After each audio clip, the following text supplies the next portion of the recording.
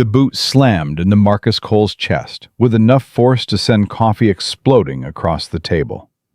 His 8-year-old daughter screamed as 3 officers in pressed uniforms laughed above them. "Stay down, mop boy," Captain Derek Stone sneered. "Know your place." But something was wrong. The janitor didn't fall. He didn't cry out.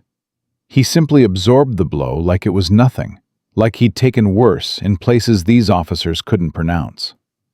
And when he slowly rose to his feet, every soldier in that cafeteria felt the temperature drop. They had no idea they'd just attacked a ghost, a legend, a man who'd buried more enemies than they'd ever meet. Marcus Cole had learned to become invisible. It wasn't hard. 42 years old, graying at the temples, wearing the same faded work shirt 5 days a week. He pushed a mop across the same floors, emptied the same trash cans, nodded at the same soldiers who never bothered to learn his name. That was the point. Invisible men didn't get asked questions. Invisible men didn't have to explain the scar that ran from their left ear to their jaw.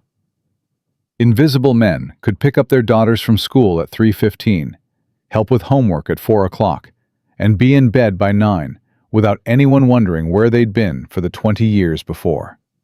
Marcus Cole liked being invisible. It was the only way he knew how to stay human. Fort Braxton Military Base sat 40 miles outside of Fayetteville, North Carolina, close enough to civilization to have decent schools, far enough to feel like its own world. Marcus had chosen it carefully 3 years ago, when he'd needed to disappear. The irony wasn't lost on him. Hiding on a military base, surrounding himself with soldiers every day. But that was the trick. Nobody expects a ghost to haunt the same house twice. Besides, the job had benefits. Health care for Lily, a small apartment in base housing, and most importantly, a schedule predictable enough that his daughter never had to wonder when Daddy was coming home. That had been his wife Sarah's last request. "Promise me she'll always know you're coming back." He'd promised. 3 years later, he still kept it. The morning of October 14th started like every other. Marcus woke at 5 a.m., old habits. He made Lily's lunch, peanut butter and honey sandwich, apple slices, 2 Oreos hidden at the bottom because she'd smile when she found them. He ironed her school uniform while she slept, then woke her gently at 6 o'clock. 5 more minutes, she mumbled into her pillow. "That's what you said 5 minutes ago." "Then I need 10 more." He smiled. She had her mother's negotiation skills. "Tell you what, get dressed in 3 minutes and we'll stop at the cafeteria for waffles before school." Lily's eyes opened. "With the little syrup cups?" "As many as you want." She was dressed in 2 minutes and 40 seconds. The base cafeteria at 6:30 a.m. was a study in military hierarchy. Officers clustered near the windows, the good tables with natural light and a view of the parade grounds. Senior enlisted took the middle section, trading complaints about paperwork and weekend duty rosters. Junior enlisted grabbed whatever was left, eating fast before morning PT. And civilians? Civilians sat wherever they could find space without bothering anyone. Marcus guided Lily to a corner table near the kitchen, far from the windows, close to the exit. Old instincts. He'd positioned himself with his back to the wall before he even realized he was doing it. "Daddy, why do we always sit here?" "Because it's cozy." "Emily's dad says corners are for people who don't have friends."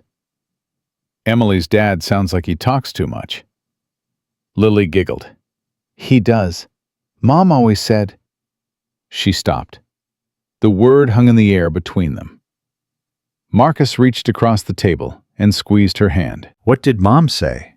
"She said some people fill silence with noise because they're scared of what they'll hear if they listen. Your mom was the smartest person I ever knew." Smarter than you? Much smarter than me. Lily smiled, but her eyes were sad. She was only 8, but she carried grief like someone much older. That was Marcus's fault. He'd tried to shield her from the worst of it, but children see everything. They just process it differently. I miss her, Lily said quietly. Me too, sweetheart. Every single day. The waffle arrived with 4 small syrup cups, exactly as promised. Marcus watched Lily arrange them in a perfect row before opening the first one. She had rituals for everything, a way of creating order in a world that had shown her how quickly things could fall apart. He understood. He had his own rituals. The way he checked every exit when entering a room. The way he positioned silverware so it could be grabbed quickly if needed. The way he never, ever sat with his back to a door. Some habits you couldn't unlearn. You just learned to hide them better. Daddy? Yeah? Why do people stare at your neck sometimes? Marcus's hand moved unconsciously to his scar. Because it looks different. Does it hurt? Not anymore. How did you get it? He'd rehearsed this answer 100 times. I was in an accident a long time ago, before you were born. What kind of accident? The kind that teaches you to be more careful. Lily studied him with her mother's eyes, green and sharp and impossible to lie to. You always say that, but you never tell me what really happened. Because some stories are for when you're older. How much older? Old enough to understand that sometimes good people have to do hard things. Lily considered this while drowning her waffle in syrup. Is that why you have the tattoo? The one you hide? Marcus's blood went cold. He kept that tattoo covered. Always. Long sleeves in summer, wristwatch positioned just so, careful attention to how his arms moved. Where did you see that? Last week, when you were fixing the sink. Your sleeve came up. What did it look like? A knife and lightning. It was cool, like a superhero symbol. Marcus forced himself to breathe. She didn't know what it meant. She couldn't. It was just a drawing to her. Something interesting that Daddy had hidden away. It's just something from when I was younger, he said carefully. From a job I used to have. What job? I helped people. Like a doctor? Something like that. Lily accepted this with the easy trust of a child who still believed her father could never lie to her. Marcus hated himself for it, but some truths were too heavy for 8-year-old shoulders. The dagger crossed with lightning. Phantom cell. We don't exist until we need to. He pushed the memory down and focused on his daughter's smile. That was his job now. That was his only mission. The cafeteria door slammed open at 6:47 a.m. Marcus didn't look up. He didn't need to. The sound told him everything. Someone making an entrance, demanding attention, announcing their presence to a room that hadn't asked. He kept his eyes on Lily's waffle, his posture relaxed, his breathing steady. Don't engage. Don't draw attention. Stay invisible. Well, well, well. The voice was young, confident. The kind of confidence that came from never being told no. Marcus still didn't look up. He heard boots approaching, 3 sets, moving in formation. Officers, probably. The walk was too arrogant for enlisted. Briggs, Harmon, you seeing this? I see it, Captain. Civilian in our section, eating our food, at our table. Marcus finally raised his eyes. 3 men stood over them, all late 20s, early 30s. 2 lieutenants flanking a captain whose uniform looked like it had been pressed that morning by someone who actually cared. His nameplate read Stone. Captain Derek Stone. Marcus recognized the name. He'd heard it whispered around the base. The general's son. The golden boy. The man who'd never seen real combat, but wore his medals like he'd earned them in blood. "Can I help you?" Marcus asked quietly. "Yeah, you can help me by moving. This section is for officers." "I don't see a sign." Stone's eyes narrowed. "The sign is me telling you." Lily had stopped eating. Her hands were shaking slightly. She always got nervous around loud voices. Too many memories of hospitals and funerals and adults crying when they thought she couldn't hear. Marcus placed his hand over hers. Steady. Warm. "We're almost done," he said to Stone. 5 minutes. 5 minutes is 4 minutes too long. Stone pulled out a chair and sat down uninvited, his lieutenants taking positions on either side. "You know what I hate about civilians on base? I have a feeling you're going to tell me. They think they belong here. They think because they push a mop or type some reports, they're part of something. But they're not. They're just help." Marcus said nothing. "What's your name, mop boy?" "Cole. Marcus Cole." Cole. Stone rolled the name around like he was tasting something sour. "And who's this? Your kid?" "My daughter." "Cute. She got a mother? Or did she run off when she saw what she'd married?" The air in Marcus's lungs went cold.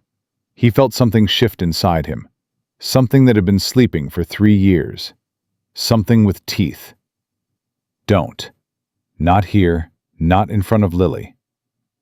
"Her mother passed away," Marcus said, his voice flat. "Cancer." It was a lie. The cancer part, anyway.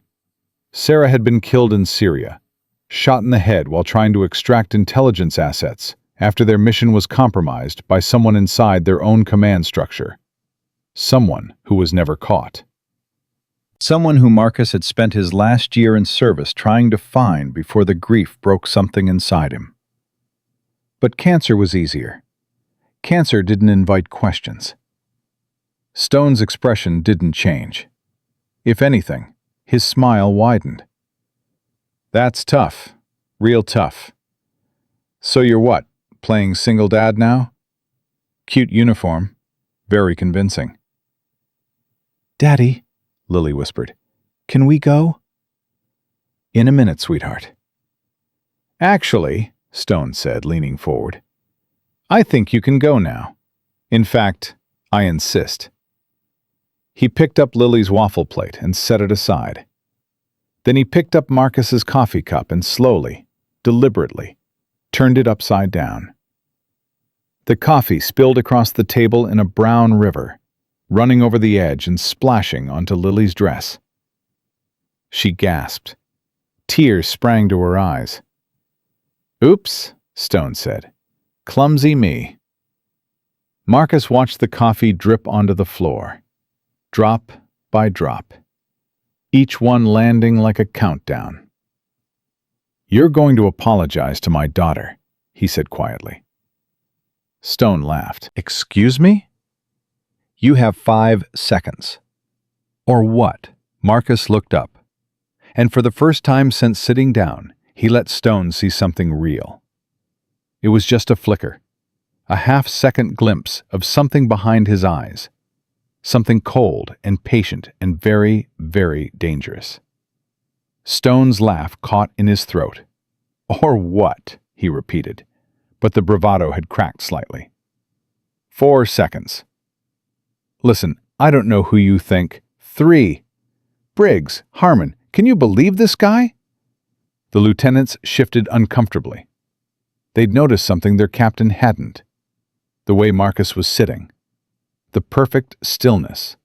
The controlled breathing of someone who was measuring distances and calculating angles without even thinking about it. "Captain," Briggs said slowly, "maybe we should—" 2. "Okay, that's it." Stone stood abruptly, his chair scraping against the floor. I don't know what kind of tough guy act you're trying to pull, mop boy, but let me explain something. My father is General Raymond Stone, 2 stars. I could have you fired, evicted, and banned from this base with a single phone call. 1. So why don't you take your little sob story about your dead wife and your sad little daughter and— Marcus moved. Not fast, not aggressive. He simply stood from his chair, his movements so fluid and controlled that Stone actually stepped back without realizing it. They were the same height, but the similarity ended there.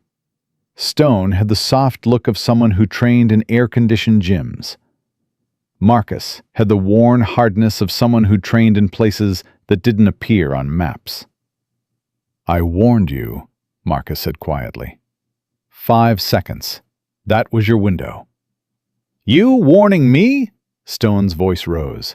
You're a janitor. You clean toilets for a living. You're nothing. Daddy. Lily's voice was small, frightened. Marcus glanced at his daughter. Her eyes were wide, her cheeks wet with tears, her small body trembling in her seat. He took a breath, then another. Not in front of her, not now. She's already seen too much. Lily, he said softly, go wait by the door. But, now, sweetheart, it's okay. I'll be right there. Lily hesitated, then slid out of the booth and walked quickly toward the exit, clutching her backpack with both hands. Marcus watched her go. Then he turned back to Stone. Your father is General Stone, he said calmly. 3rd Infantry Division. Served in Iraq during the initial invasion. Distinguished Service Medal. Bronze Star. Legion of Merit. Stone blinked. How do you— He also sat behind a desk in Baghdad while his men were dying in Fallujah. Never fired his weapon in combat. Never saw a single enemy combatant face to face. His medals came from knowing the right people, not from being the right person. Stone's face went red. You don't know anything about my father. I know everything about your father. I know about the convoy ambush in 2005 that killed 12 men because he ignored intelligence warnings. I know about the investigation that was buried. I know about the families who never got answers. That's a lie. It's in the classified files. File number 7749-alpha. I'd tell you to look it up, but you don't have the clearance. And you do? A janitor? Marcus smiled. It wasn't a warm smile. I'm not a janitor, Captain. That's just what I do now. Then what are you? Exactly what you see. A father trying to have breakfast with his daughter. But you couldn't leave it alone. You had to push. You had to prove something. Stone's fists clenched. You're crazy. Maybe. But I'm also the only person in this room who knows that your unit in Afghanistan didn't just fail a mission. They caused it to fail. They sold information to local warlords. They got American assets killed. And someone covered it up. Stone's face went white. How do you— Because I was the one sent to clean up the mess. The words hung in the air like smoke. Stone took another step back. His lieutenants exchanged nervous glances. Clean up the mess, Briggs repeated. What does that mean? Marcus kept his eyes on Stone. It means someone in Washington decided that certain loose ends needed to be tied. It means I spent 3 weeks in the mountains of Kandahar tracking down everyone who knew what your unit did. It means 12 people who thought they'd gotten away with treason learned otherwise. You're lying. Am I? Marcus tilted his head slightly. Then why are you sweating? Why is your hand shaking? Why do you look like you just saw a ghost? Stone's jaw tightened. I don't know what game you're playing. No game, just breakfast. But you ruined that. Marcus stepped closer. You spilled coffee on my daughter's dress. You insulted her mother. You made her cry. I didn't— You did. I warned you. I gave you 5 seconds. You chose not to listen. So what are you going to do? Hit me? In front of all these witnesses? Go ahead. My father will have you in prison before lunch." Marcus laughed softly. It was not a reassuring sound. "Hit you? Captain, if I wanted to hit you, this conversation would have ended 30 seconds ago. You'd be on the floor with a dislocated shoulder, wondering how you got there. Your friends would be trying to decide whether to help you or run. And everyone in this cafeteria would be telling their grandchildren about the morning a janitor dismantled 3 officers in 4 seconds. He let the words settle. "But I don't do that anymore. I made a promise. So instead, I'm going to walk out that door, take my daughter to school, and come back here to finish my shift. And you're going to let me." "Why would I do that?" "Because somewhere in that privileged brain of yours, you understand something. You understand that you've made a mistake. You understand that you've picked a fight you can't win. And you understand that the smartest thing you can do right now is walk away." Stone stared at him. His chest was heaving, his face flushed with humiliation and rage. "This isn't over," he said through gritted teeth. "It is if you're smart. Nobody talks to me like this." Maybe that's the problem. Briggs touched Stone's arm. "Captain, let's just go. This isn't worth it." Stone shrugged him off violently. "Don't touch me!" "Derek, I said don't touch me!" Stone was trembling now, with anger, with embarrassment, with something that might have been fear. "You think you can talk to me like that? You think you can threaten me?" "I didn't threaten you. I informed you." "Same thing." "No. Threats are for people who might not follow through." The silence that followed was absolute. Stone's face cycled through emotions: rage, confusion, doubt, and finally something that looked almost like recognition, like he was finally seeing the man in front of him clearly. "Who are you?" he whispered. Marcus leaned closer, close enough that only Stone could hear. "I'm nobody. A ghost. And ghosts don't exist until they need to." He stepped back, straightened his shirt, and turned toward the door. "Enjoy your breakfast, Captain. And next time you want to prove how important you are, pick on someone your own size." He walked away without looking back. Behind him, the cafeteria sat in stunned silence. Stone stood frozen, his lieutenants watching him uncertainly, his face pale as paper. Nobody spoke. Nobody moved. And outside, Marcus Cole took his daughter's hand and walked her toward school, wondering how long he could keep the ghost buried before someone forced it back to life. Lily didn't speak until they were halfway to the school building. "Daddy?" "Yeah?" "That man was scared of you. At the end. I saw his face." Marcus squeezed her hand gently. "Some people get scared when they realize they're wrong." "But you didn't do anything. You just talked to him." "Sometimes words are enough." "Mom used to say that. She said you were scary good at talking." Marcus smiled despite himself. "Your mom said a lot of things." "She also said that most people never see the real you, that you keep it hidden." His step faltered, just for a moment. "What else did she say?" "That the real you was wonderful, and dangerous, and sad." Lily looked up at him with those green eyes, her mother's eyes. "Is that true?" Marcus stopped walking. He knelt down until he was at her level, the morning sun warm on their faces, the sounds of the bass carrying on around them like they were in their own small world. "I'm going to tell you something," he said carefully, "and I need you to remember it." "Okay." "Before you were born, I had a different job. A hard job. I helped people who were in trouble. People who didn't have anyone else to help them." "Like a superhero?" "No, not a superhero. Superheroes don't make the choices I made. They don't carry the things I carry. What things? He touched her cheek gently. The knowledge that I wasn't always good. That I did what I had to do to protect people, even when it meant doing bad things. Even when it meant becoming someone I didn't want to be. Lily's forehead wrinkled. But you're good now. I try to be. Every day, I try. Then why does it matter what you did before? Marcus felt something catch in his throat. Because the person I was, he's still inside me, waiting. And sometimes people poke him, like that captain. They poke and push and think they can get away with it because they don't know what they're poking.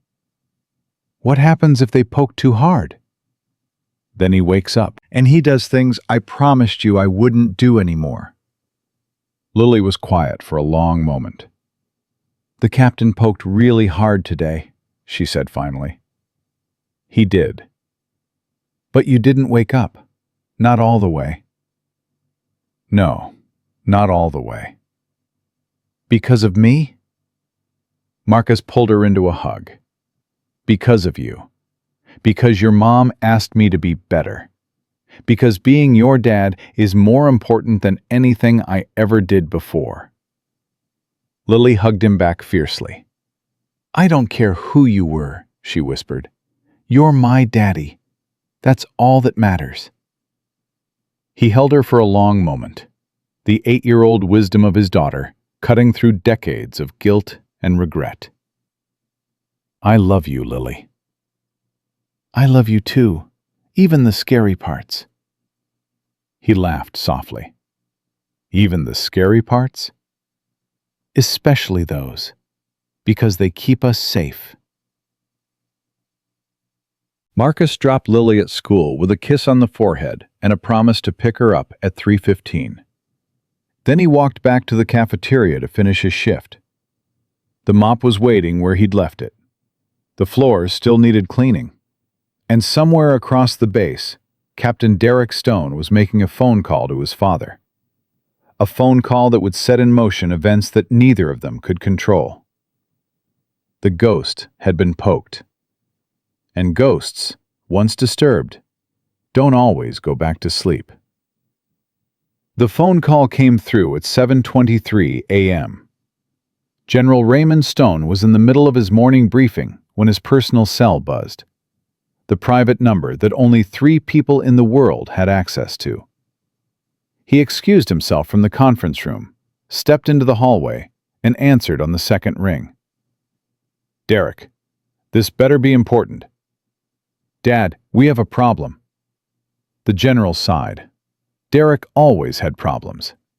Usually they involved money, women, or some combination of both. 29 years old and still calling his father to clean up his messes. What is it this time? There's a janitor on base. He knows things. Things he shouldn't know. A janitor? Derek, I don't have time for... He mentioned file 7749-alpha. The general went silent. Dad? You there? Where did you hear that number? He said it. This morning, in the cafeteria. He knew about the convoy. He knew about the investigation. He knew about the cover-up. Raymond Stone felt something cold settle in his stomach. That file number hadn't been spoken aloud in 15 years. The investigation had been buried so deep that even most Pentagon brass didn't know it existed. Who is this man? His name is Cole, Marcus Cole. He works maintenance on base. Describe him. Early 40s, gray hair, has a scar running from his ear to his jaw. The cold in Raymond's stomach turned to ice. Dad? Don't talk to him again. Don't go near him. Don't even look at him. Do you understand me? What? Why? Who is he? Just do what I tell you, Derek. I need to make some calls.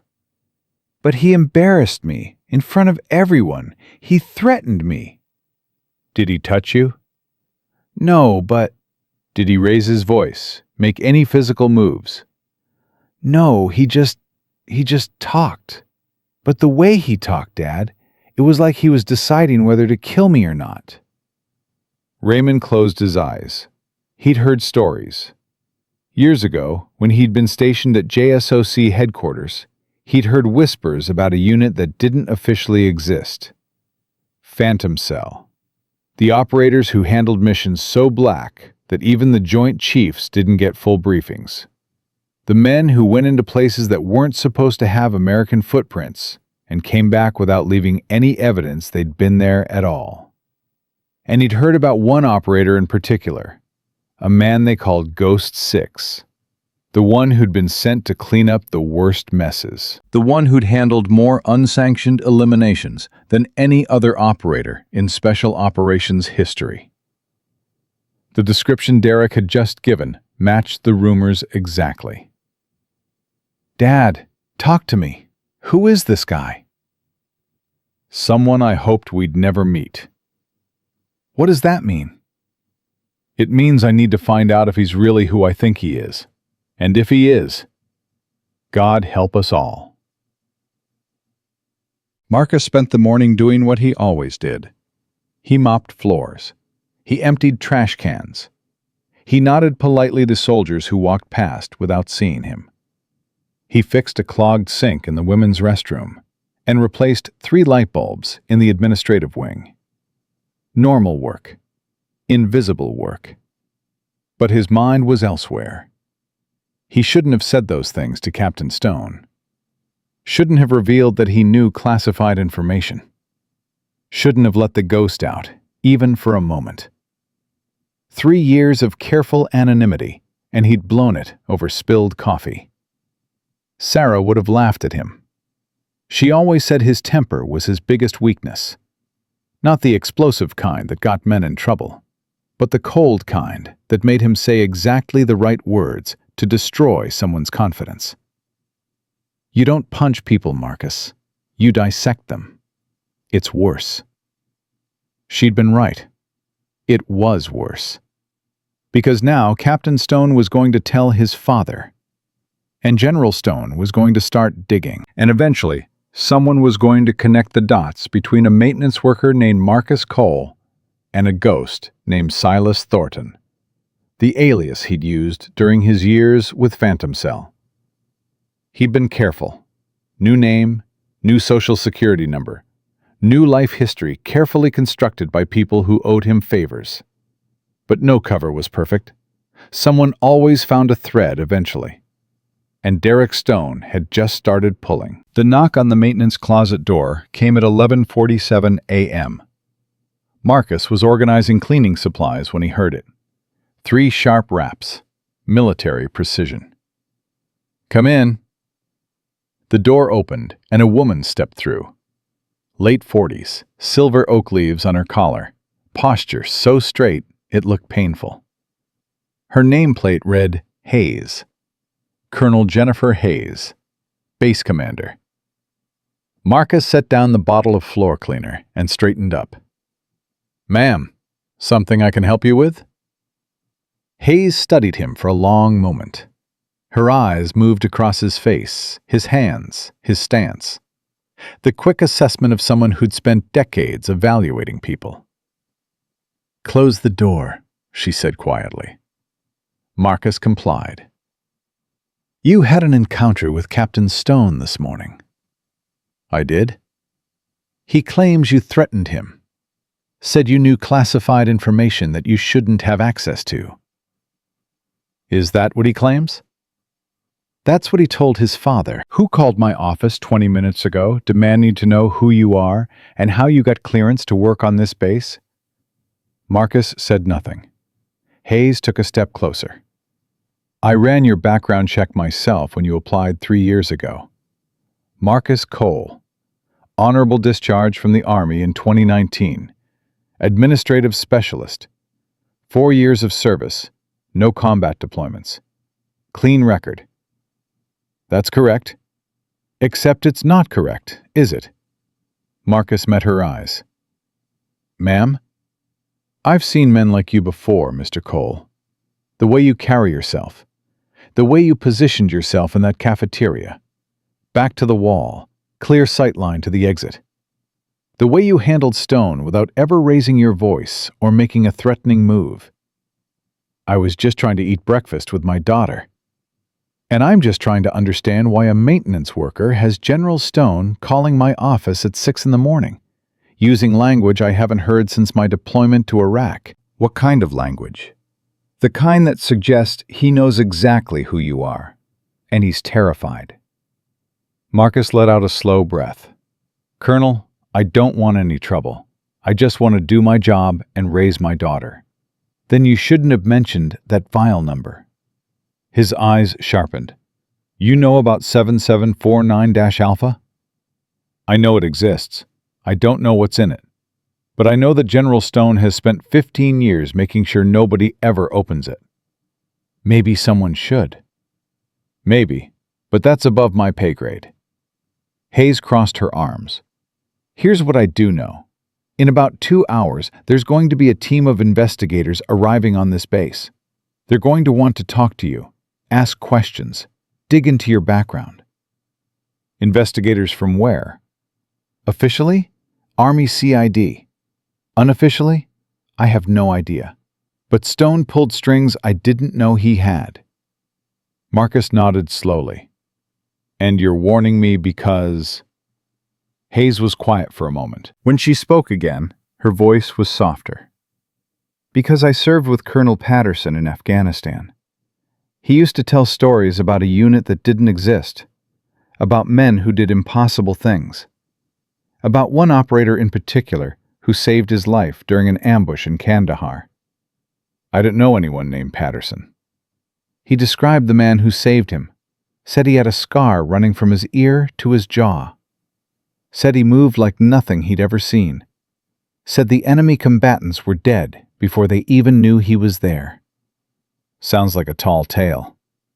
Patterson wasn't the type for tall tales. He was the most honest man I ever served with. Hayes moved toward the door. I'm not going to ask who you really are, Mr. Cole. That's your business.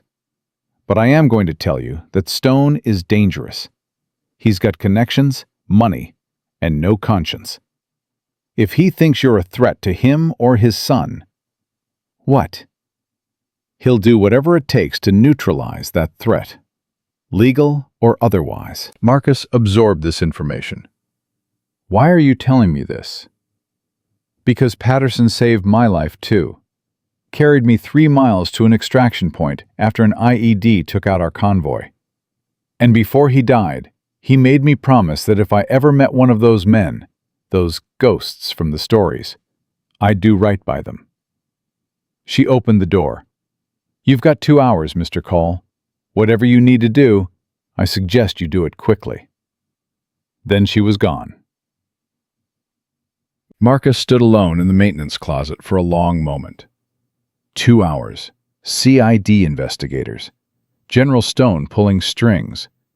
The ghost was waking up whether he wanted it to or not. He pulled out his phone and dialed a number he hadn't called in 3 years. It rang twice before a voice answered. This number has been disconnected. Omega 77 Echo. A pause. Then a click. Jesus Christ, a familiar voice said. Ghost 6. I thought you were dead. I was, but someone's trying to make it permanent. Who? General Raymond Stone, 2-star, currently assigned to... I know who Stone is. Half the intelligence community knows who Stone is. The question is, why he's coming after you? His son poked the wrong bear. Ah, let me guess. You said something you shouldn't have. I mentioned 7749-Alpha. A long whistle came through the phone. You always did have a way with words. What do you need? Information. Everything you have on Stone's current activities, his connections, his vulnerabilities. That's a tall order. Stone's got friends in high places. So do I. Had, past tense. You've been out of the game for 3 years. Some games you never really leave.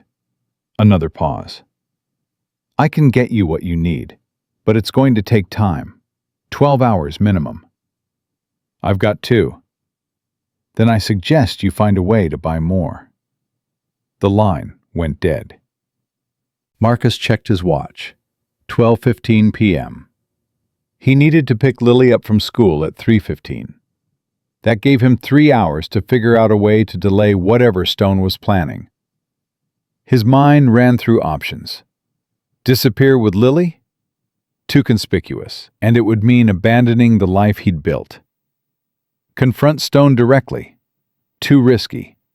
Would confirm whatever suspicions the general already had. Wait and see? Too passive. Would let Stone control the situation. There was a fourth option. One he'd hoped he'd never have to use. The favor. 3 years ago, when Marcus had needed to disappear, he'd called in every marker he had. New identity, clean records, a backstory that would hold up under normal scrutiny. But one person had gone further than the others. One person had provided something extra. Insurance in case his new life ever fell apart. A file. Hidden in a secure location known only to Marcus. A file containing evidence of crimes that General Stone would kill to keep buried. The problem was that using it would mean becoming Ghost 6 again. Not just in capability, but in mindset. It would mean acknowledging that the peaceful life he'd built was an illusion. That some fights couldn't be walked away from, no matter how hard you tried. It would mean showing Lily the father she'd never met. The one who solved problems by making people disappear. His phone buzzed. A text from an unknown number. They're already here. 2 SUVs just pulled through the main gate. Black, government plates. You've got 45 minutes, maybe less. Marcus deleted the message and started walking. He found Captain Stone in the officers' mess, eating lunch with Briggs and Harmon. The 3 men looked up as Marcus approached. Stone's face went pale, then flushed with anger. "What the hell are you doing here? I told security to keep you." "We need to talk. I have nothing to say to you." "Then listen." Marcus pulled out a chair and sat down, uninvited. Briggs and Harmon tensed, but made no move to stop him. "Your father made a mistake. He thinks bringing investigators will solve his problem. It won't. You don't know anything about my father. I know he's scared. I could hear it in your voice this morning when you talked about him. That wasn't confidence. That was a son repeating what he'd been told." Stone's jaw tightened. "Get out." 7749 Alpha, Marcus said quietly. "You remember that number?" "I don't know what you're talking about." "You should. It's the file that could end your father's career. End your career. End everything the Stone family has built over the past 20 years. There is no file. There's always a file. And somewhere in your family's history, someone decided to write things down. Names, dates, amounts, the kind of details that make prosecutors very happy." Stone leaned forward, his voice a harsh whisper. "If you're threatening my father, I'm offering him a deal." "What kind of deal?" "Call off the investigation. Tell the CID team it was a misunderstanding. Let me go back to mopping floors and raising my daughter." "Why would he do that?" "Because the alternative is worse." Stone stared at him. "You're bluffing." "Am I?" Marcus reached into his pocket and pulled out a folded piece of paper. He slid it across the table. "That's a summary. Just the highlights. Enough to show I'm serious." Stone unfolded the paper. His face went white as he read. This can't be real." "It's very real. And there's more. Much more." "Where did you get this?" "Does it matter?" "It matters because this information was supposed to be destroyed 15 years ago." "Supposed to be. Wasn't." Stone looked up, his eyes wide with something that might have been fear. "Who the hell are you?" Marcus leaned back in his chair. "I'm the man who cleaned up your father's messes for 10 years. The man he sent into the places that didn't exist, to do the things that never happened. The man who knows where every buddy is buried, because I put most of them there." "That's not possible." "Call your father. Ask him about Operation Nightfall. Ask him about the village in Helmand Province. Ask him what really happened to the intelligence assets who were going to testify above a convoy ambush." Stone's hand was shaking as he reached for his phone. "I wouldn't do that here," Marcus said. "Too many ears." "Then where?" "Somewhere private. You have 15 minutes to make a decision, Captain. Call your father and tell him to back off. Or don't, and watch everything he's built come crashing down." Marcus stood. "I'll be in the maintenance building. You know where to find me." He walked away, leaving Stone staring at the paper in his hands. The 15 minutes felt like 15 hours. Marcus waited in the maintenance closet, organizing supplies he'd already organized, listening for footsteps in the hallway. His phone buzzed once, a message from Lily's school confirming she'd eaten lunch. Normal, routine, the life he was trying to protect. At the 14-minute mark, he heard them coming. Not Stone, multiple footsteps, heavy, moving with purpose. The door burst open, and 3 men in civilian clothes entered. Behind them stood General Raymond Stone himself, older than his photographs, but with the same cold eyes Marcus had seen in briefing documents 20 years ago. "Marcus Cole," the general said. "Or should I call you Ghost 6? Marcus stayed still. "I prefer Marcus these days." "I'm sure you do." The general stepped forward, the 3 men flanking him like Secret Service. "I got the message, the summary. Very impressive." "Impressive enough to call off your dogs?" "Impressive enough to come here myself." That wasn't the answer Marcus had hoped for. "General, I meant what I said. All I want is to be left alone. Walk away, and this ends." "See, that's the problem." Stone pulled out a chair and sat down heavily. "I can't walk away. I've spent 15 years building something, a legacy, a future for my son. And I can't let some burned-out ghost threaten all of that because my boy was stupid enough to pick a fight in a cafeteria." "Then control your boy." "I intend to. But first, I need to control you." "Good luck with that." Stone smiled. It wasn't a pleasant expression. "You think you're still dangerous, don't you? Still the legendary operator who could walk through walls and kill without leaving a trace. But you've been out of the game for 3 years. You're soft, slow. You're a janitor now." "And yet you brought 3 men with you." "Insurance." "Or fear." The smile faded. "I'm not afraid of you." "Then why is your hand shaking?" Stone looked down at his right hand, which was indeed trembling slightly against the table. He pulled it back quickly. "Listen carefully," he said, his voice harder now. "I know about the file. I know you have evidence that could hurt me. But I also know something about you. Something you've tried very hard to hide." Marcus said nothing. "Your daughter's school records list you as her only guardian. No other family. No emergency contacts besides you. If something were to happen, if you were to suddenly become unable to care for her," the air in the room changed.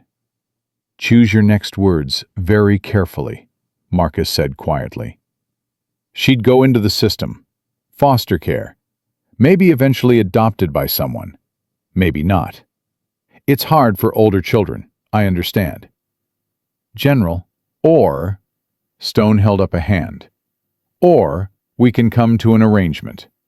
You destroy that file, every copy, every backup, and you disappear for real this time. Leave the base. Leave the state. Start over somewhere far away. And Lily? Takes her with you, of course. I'm not a monster. Marcus studied the man across from him. The confident posture, the careful words, the underlying desperation hidden beneath layers of power and privilege. You're making a mistake, Marcus said. Am I? You're assuming I care more about my safety than my daughter's. You're assuming I'll run to protect myself. Won't you? No. Marcus stood slowly. The three men tensed, hands moving toward concealed weapons. Because running means living in fear. Running means showing Lily that powerful men can take whatever they want without consequences. Running means teaching her that courage is just a word people use to describe stupidity. So what? You'll fight? Against me? Against the entire weight of the military establishment? If I have to. You'll lose. Maybe. But you'll lose more. Stone's eyes narrowed. Is that a threat? It's a fact. That file I gave your son? That was the summary, the highlights, the stuff I could print on a single sheet of paper. Marcus leaned forward. But there's more. Audio recordings, video, testimony from men who were there. Enough evidence to not just end your career, but to put you in prison for the rest of your life. You're lying. Am I? Then call my bluff. Send your investigators. Dig into my background. And when you're done, ask yourself this. Why would a man who could destroy you with a phone call choose to spend 3 years mopping floors instead? Stone said nothing. The answer is simple. I didn't want to use it. I wanted to be left alone. I wanted to raise my daughter in peace. Marcus straightened. But you couldn't let that happen. You had to poke the bear. You had to threaten an 8-year-old girl to prove how powerful you are. I never threatened her. You just implied she'd end up in foster care if something happened to me. What would you call that? A statement of fact. A mistake, the worst one you've ever made. Stone stood abruptly, his chair scraping against the floor. This conversation is over. No, it's just beginning. Marcus pulled out his phone. In exactly 1 hour, an encrypted file is going to be sent to every major news outlet in the country. CNN, Fox, the New York Times, the Washington Post, all of them. You wouldn't. I would, unless you do exactly what I say. Which is? Call off the investigation. Publicly reprimand your son for harassment. And most importantly, stay far away from me and my daughter for the rest of your natural life. Stone's face was purple with rage. You think you can dictate terms to me? I think I just did. The general turned to his men. Arrest him. Nobody moved. I said arrest him. The lead agent shook his head slowly. Sir, we don't have jurisdiction here. And frankly, I've heard stories about Ghost 6. I'm not sure we have enough men. He's a janitor. With respect, sir, he's a janitor who just talked you into a corner without raising his voice. I'm not eager to see what happens when he stops talking. Stone looked around the room wildly, searching for support and finding none. His son Derek had stayed behind, probably still staring at that summary, realizing how much his family had to lose. This isn't over, Stone said finally. Yes, it is. You just don't know it yet. Marcus checked his watch.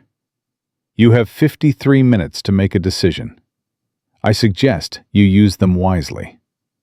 He walked past the general, past the agents, out of the maintenance closet and into the sunlight. Behind him, he could hear Stone shouting orders that nobody seemed inclined to follow. The ghost was awake now, and it wasn't going back to sleep. Marcus was halfway to Lily's school when his phone rang. He glanced at the screen. Unknown number. But the area code was one he recognized. Virginia. Langley. He answered on the third ring. "You've made some powerful enemies today," a woman's voice said. No greeting, no identification. "I've had powerful enemies before. Not like this. Stone is calling in every favor he has. Pentagon, intelligence community, even some people in the White House." "Who is this?" "Someone who owes you. Kandahar, 2015. You pulled my team out of a compound that was about to be overrun.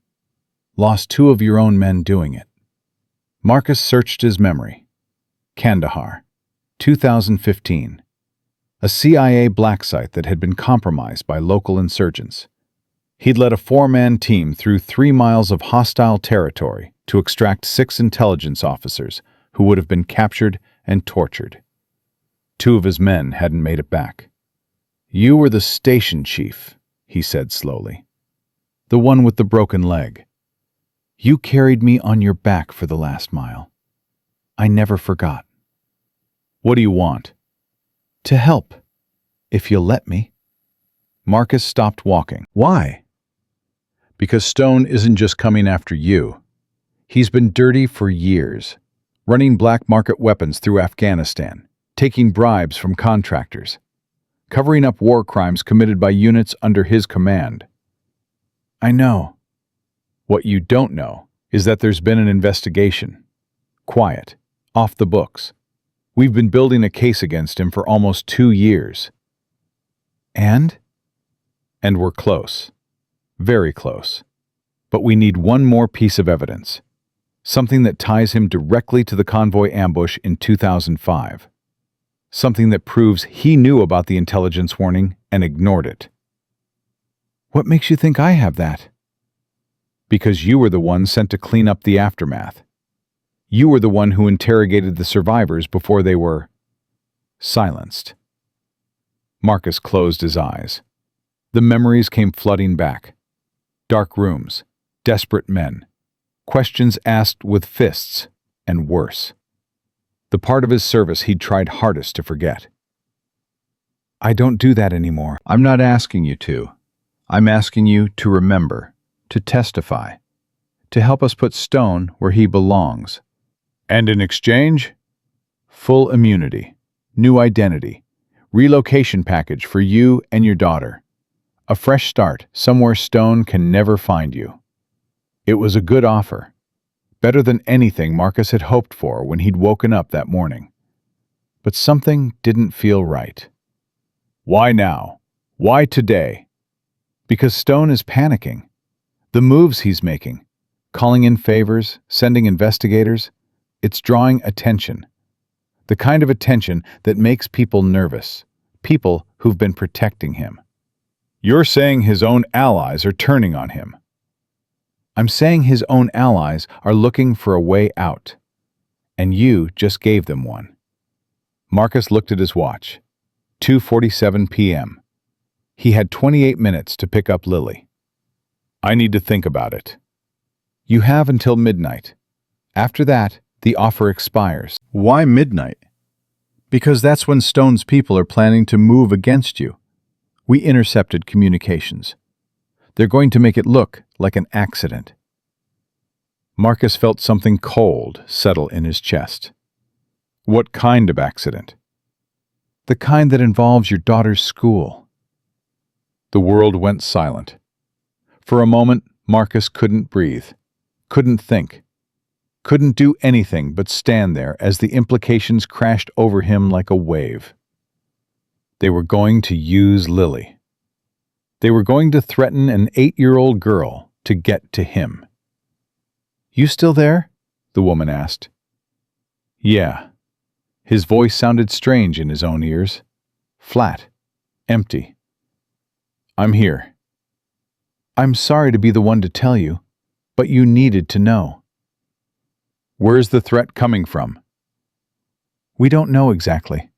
Stone is using intermediaries, cutouts, people who can't be traced back to him." "Can you stop it?" "Not in time. We don't have the resources or the jurisdiction. Then what good are you? I can give you information. I can give you support after the fact. But right now, in this moment, you're on your own. Marcus started walking again, faster this time. Send me everything you have, names, locations, anything that might help me find these people before they find my daughter. I'll do what I can. Do better. He hung up and broke into a run. The school was 3 blocks away when Marcus saw the van. Black, windowless, parked across the street from the main entrance. Engine running. He slowed to a walk, his eyes scanning the area. 2 men in civilian clothes stood near the playground fence, pretending to check their phones. A third sat behind the wheel of the van, face hidden behind tinted glass. Professionals. Not military. Their posture was wrong for that. Private contractors, probably. The kind of men who did dirty work for people who didn't want to get their hands dirty. Marcus checked his watch. 3:11 p.m. 4 minutes until the final bell. 4 minutes to neutralize 3 threats without alerting the school, the police, or any witnesses. He reached into his pocket and pulled out his phone. Dialed Lily's teacher. "Mrs. Patterson? This is Marcus Cole, Lily's father." "Oh, Mr. Cole, we were just about to—" "I need you to keep Lily inside for a few minutes. Don't let her leave the classroom." "Is everything all right?" "There's been a family emergency. I'm on my way. But I need to make sure she stays safe until I get there." "Of course. I'll keep her with me." "Thank you. And Mrs. Patterson? If anyone asks for her, anyone at all, don't let them near her, even if they say they're with me." A pause. "Mr. Cole, you're scaring me." "Good. That means you'll be careful." He hung up and turned his attention to the van. The 2 men near the fence had noticed him now. One spoke into a radio. The other started moving toward him with the casual stride of someone trying not to look threatening. Marcus kept walking. Steady. Unhurried. "Mr. Cole?" The man smiled as he approached. "I'm with base security. General Stone asked us to provide an escort for you and your daughter." "Is that right?" "Yes, sir. He's concerned about your safety after this morning's incident." How thoughtful of him. "If you'll just come with us—" "I don't think so." The smile faltered. "Sir?" I said no. Marcus stopped walking. "And you can tell Stone that if he wants to threaten my daughter, he should come do it himself instead of sending hired help." The man's expression hardened. "I don't know what you're talking about." "Sure you do. You're here to grab Lily when she comes out of school. Use her as leverage to make me cooperate. Or maybe just make us both disappear. Which is it?" "Sir, I really think you should—" "Here's what's going to happen." Marcus lowered his voice. "You're going to get back in your van. You're going to drive away. And you're going to tell whoever hired you that Marcus Cole said no. And if we don't, then we're going to have a problem." The second man had arrived now, flanking Marcus on his left. The driver remained in the van, ready to move at a moment's notice. 2 against 1, the first man said. "I like those odds." "You shouldn't." "Big talk from a janitor." "I'm not a janitor. That's just what I do." Marcus shifted his weight slightly, centering his balance. "What I am is someone who's spent 20 years learning how to kill people in ways you can't imagine. And right now, you're standing between me and my daughter. So I'm going to give you 5 seconds to make a decision. Same 5 seconds I gave Captain Stone this morning. And just like this morning, I'm hoping you'll make the smart choice." The 2 men exchanged glances. 5. "This is ridiculous." 4. "We have our orders." 3. "You can't take both of us." 2. "This is your last warning." 1. The first man moved. His hand went toward his jacket, toward the weapon Marcus had spotted the moment he'd seen them. He never got there. Marcus caught the man's wrist before his fingers touched the gun. Twisted. The snap of bone was audible even over the traffic noise. The man screamed and went down, his weapon clattering to the sidewalk. The second man was faster. He had his gun out and aimed before Marcus finished the first takedown. But Marcus was already moving. He stepped inside the man's guard, one hand catching his gun arm, the other striking the nerve cluster in his neck. The man's body went rigid, then limp. The gun fell. Marcus caught it before it hit the ground. 3 seconds. 2 down. The van's engine roared to life. The driver had seen enough. He was cutting his losses. Marcus raised the captured weapon and fired once. The front tire exploded. The van swerved, jumped the curb, and slammed into a fire hydrant. Water erupted into the air as the driver stumbled out, dazed and bleeding from a cut on his forehead. "Stay down," Marcus said, his voice cold. The driver stayed down. From somewhere behind him, Marcus heard children's voices. The final bell had rung. School was letting out. He tucked the weapon into his waistband, covered it with his jacket, and walked toward the entrance. Behind him, the 2 men were groaning on the sidewalk, too injured to follow. The van hissed and steamed against the hydrant, drawing the attention of passers-by who were already pulling out phones to call for help. He'd have maybe 5 minutes before the police arrived. Plenty of time. Lily was waiting in the classroom with Mrs. Patterson when Marcus walked in. "Daddy!" She ran to him and threw her arms around his waist. "Mrs. Patterson said there was an emergency. Are you okay?" "I'm fine, sweetheart." He hugged her tight, breathing in the scent of her hair, feeling her small heart beating against his chest.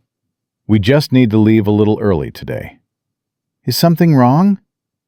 "Nothing I can't handle." Mrs. Patterson watched them with worried eyes. "Mr. Cole, I heard something outside. It sounded like—" "A car accident. Someone hit a hydrant. The police will be here soon." "Should we—" "You should stay here. Keep the other children inside until things settle down." "What about you?" "We'll be fine." Marcus took Lily's hand.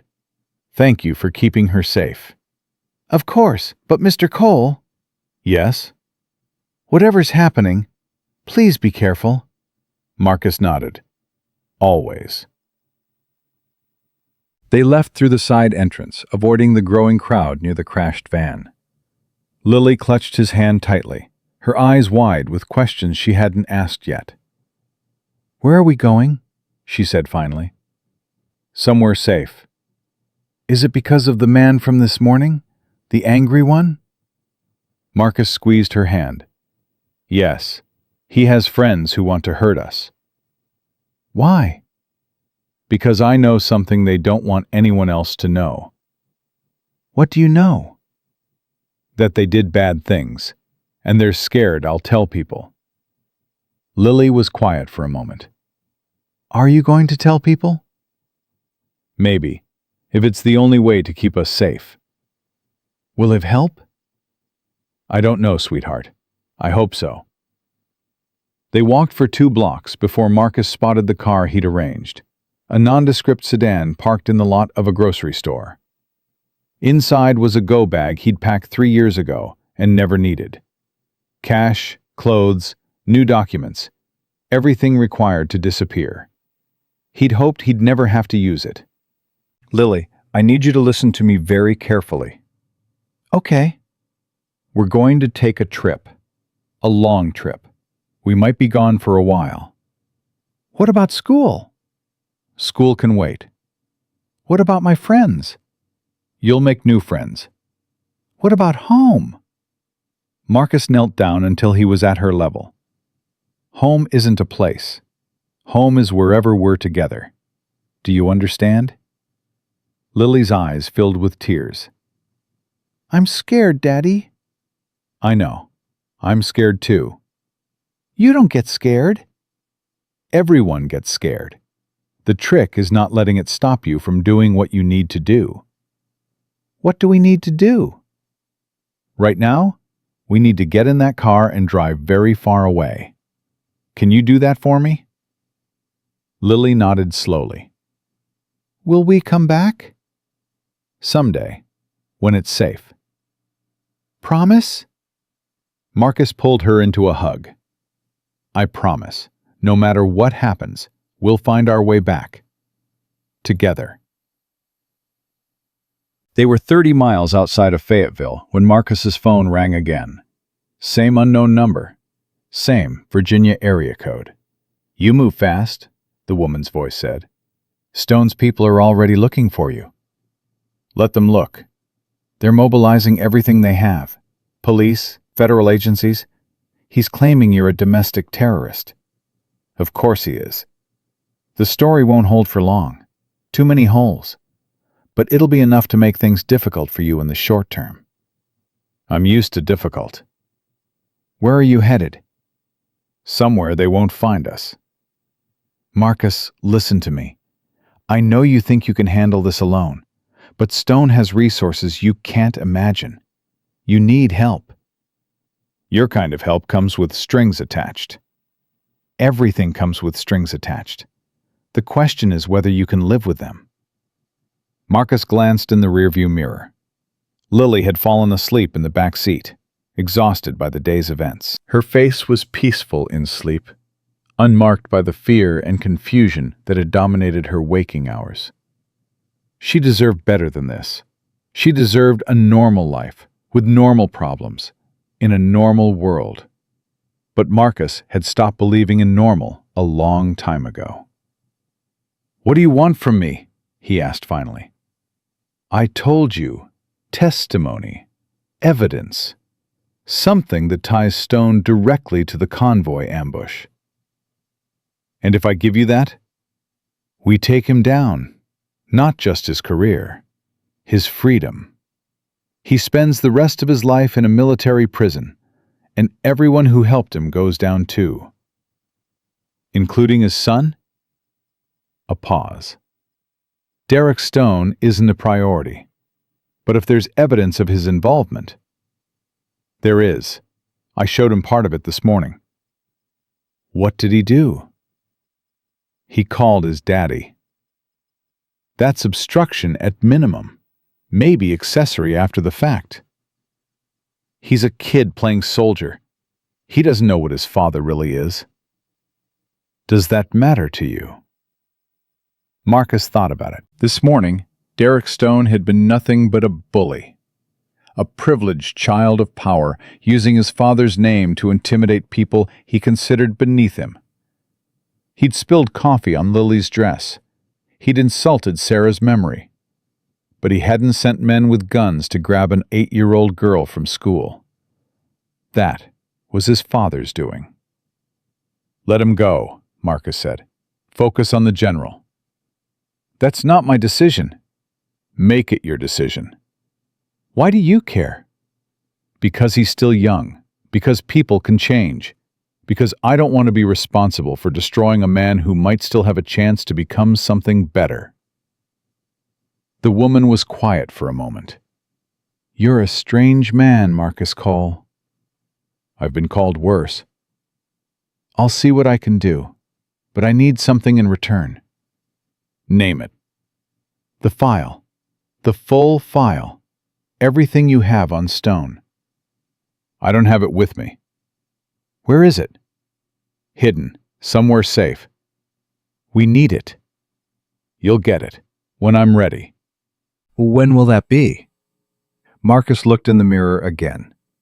Lily was still sleeping, her small chest rising and falling with each breath. When my daughter is safe. When I know Stone can't touch her. Then you'll have everything you need. And if something happens to you before then? Then you'll never find it. That's not very reassuring. It's not meant to be. It's meant to ensure you keep us alive. Another pause. Longer this time. You're good at this, the woman said finally. I've had practice. The safe house in Raleigh is still active. Do you remember the address? I remember. Go there. We'll have a team waiting. Protection, supplies, whatever you need. And Stone? We'll handle Stone. Just get to Raleigh and stay put. Marcus ended the call and focused on the road ahead. Raleigh was 2 hours away. 2 hours of darkness, of uncertainty, of watching mirrors and checking corners. 2 hours of keeping his daughter safe while powerful men tried to find them.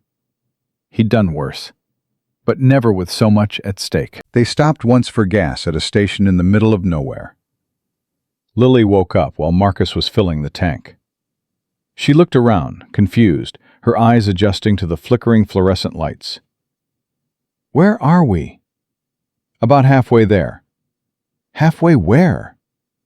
To the safe place. Is it nice? I don't know. I've never been. Then how do you know it's safe?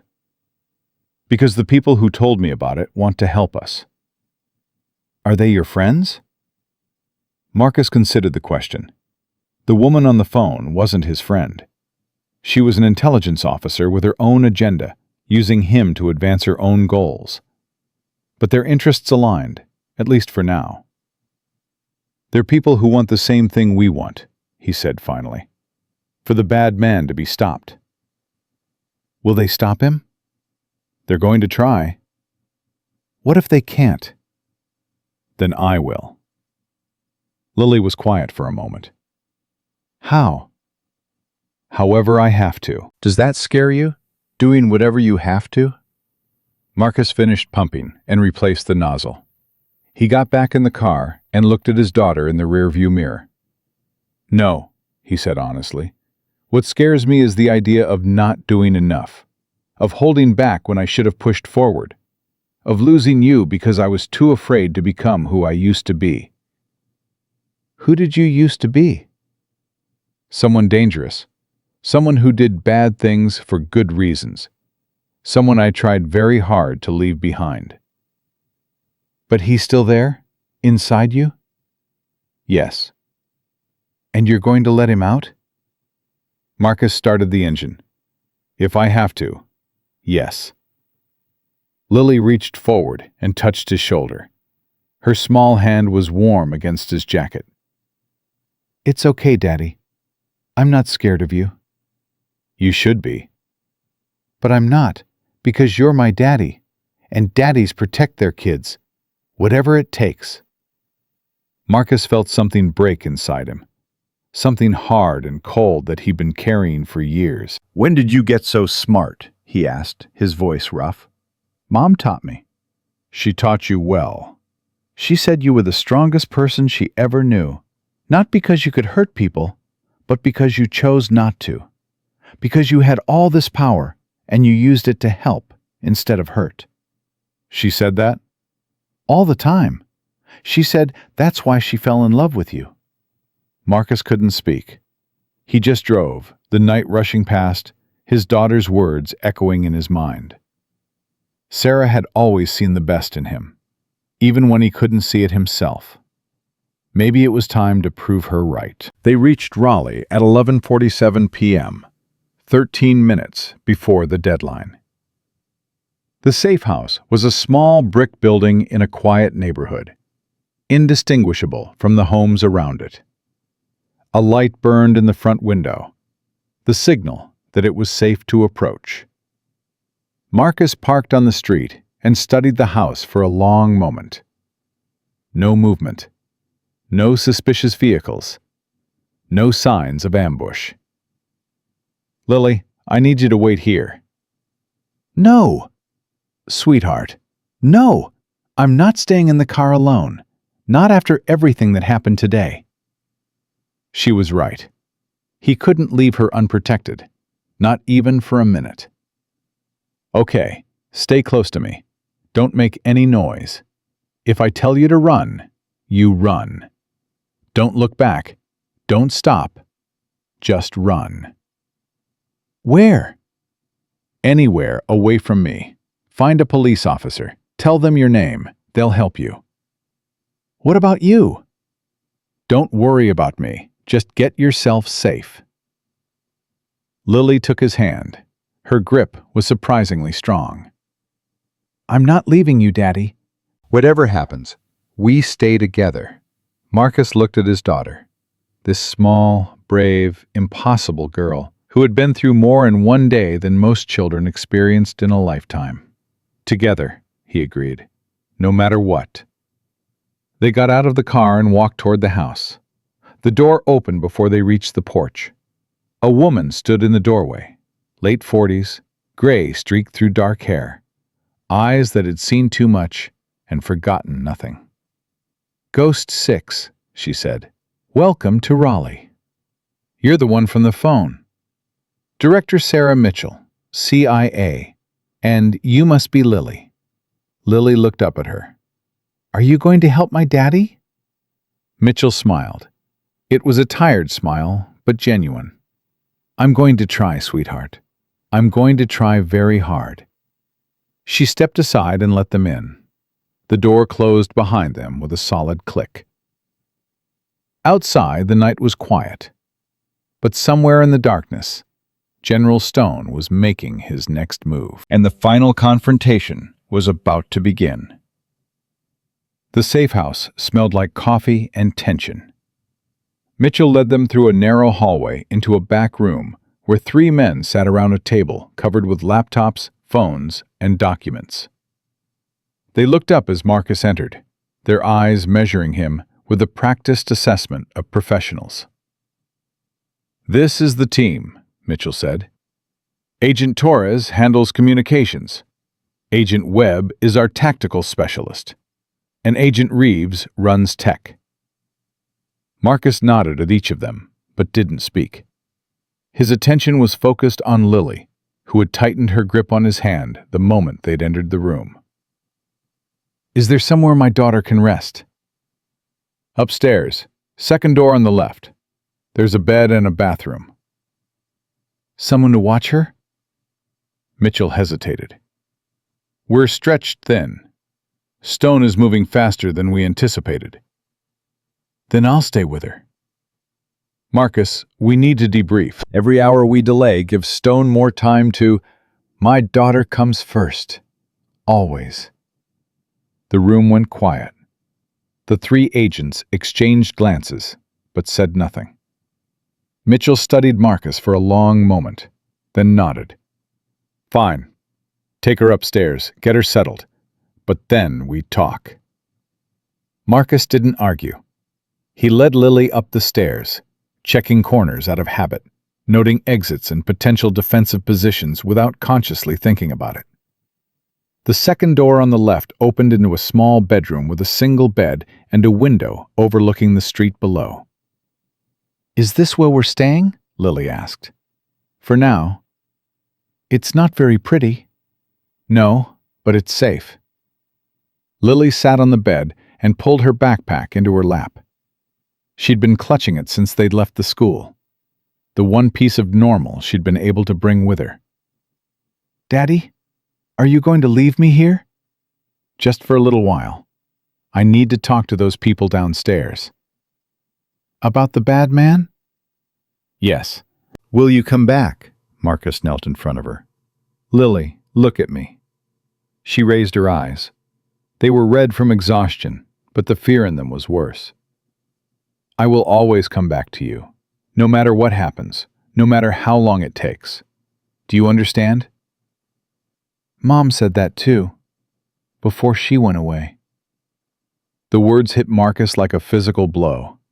He'd told Lily that Sarah had died from cancer, a lie meant to protect her from the truth. But Lily was smart. She remembered things, and she'd never fully believed the story. "Your mom didn't want to leave you," Marcus said carefully. "She was taken from us, by people who wanted to hurt our family." "Like the bad man?" "Like the bad man." "Did you find them? The people who took her?" Marcus's jaw tightened. "Some of them." "What happened to them?" "They can't hurt anyone anymore." Lily was quiet for a moment, processing this in her 8-year-old way. "Are you going to do the same thing to the bad man?" "If I have to." "Will that make you sad?" The question surprised him. He'd expected fear or judgment, not concern for his emotional state. "Yes," he admitted. "It will make me very sad." "Then why do it?" Because sometimes we have to do sad things to protect the people we love. Lily reached out and touched his face. Her small fingers traced the scar from his ear to his jaw, the mark he'd carried for 15 years. Mom said this scar was from protecting her, from a mission that went wrong. Marcus closed his eyes. Sarah must have told her more than he'd realized. She was right. She said you almost died, that you were in the hospital for 3 months, that the doctors didn't think you'd wake up. I woke up. Because of her. She said you heard her voice and you followed it back. Marcus felt tears building behind his eyes. He hadn't cried since Sarah's funeral, hadn't allowed himself that weakness. She saved me, he whispered. In every way a person can be saved. And now you're saving me. I'm trying. Lily leaned forward and kissed his forehead. A gentle kiss, like the one Sarah used to give him before he left for missions. You're a good daddy. Whatever you have to do tonight, I'll still love you tomorrow. Marcus pulled her into a hug and held her until the tears stopped threatening to fall. Get some sleep, he said finally. I'll be right downstairs. Promise? Promise. When Marcus returned to the back room, Mitchell was waiting with a tablet in her hands. She okay? She's scared, but she's strong. She gets that from you. She gets that from her mother. Mitchell nodded and handed him the tablet. This is what we have on Stone. Communications intercepts, financial records, witness statements. 2 years of work, all pointing to one conclusion. Marcus scrolled through the files. Names he recognized, operations he remembered. A web of corruption that stretched from Afghanistan to Washington and back again. This is solid, he said. It's almost solid. We're missing the final piece. Direct evidence linking Stone to the convoy ambush. The decision that got 12 men killed. I have it. Where? Hidden, like I told you. Marcus, we don't have time for games. Stone knows you're alive. He knows you have evidence against him. And right now, he's mobilizing every resource he has to find you. Let him mobilize. You don't understand. He's calling in markers from people who make me look like a parking enforcement officer. Pentagon, NSA, even some foreign assets. I know how Stone operates. Then you know he won't stop. He can't stop. If you expose him, everything he's built collapses. His career, his legacy, his family. He's a cornered animal, and cornered animals are the most dangerous kind. Marcus set the tablet down. What do you want from me? The file. The full file. Everything you have. And then what? Then we take it to the Attorney General, launch a formal investigation, have Stone arrested by morning. It won't be that simple. Why not? Because Stone has friends in the Justice Department, friends in the intelligence community, friends in places you don't even know about. Then what do you suggest? Marcus leaned forward. I suggest we stop playing their game and start playing mine.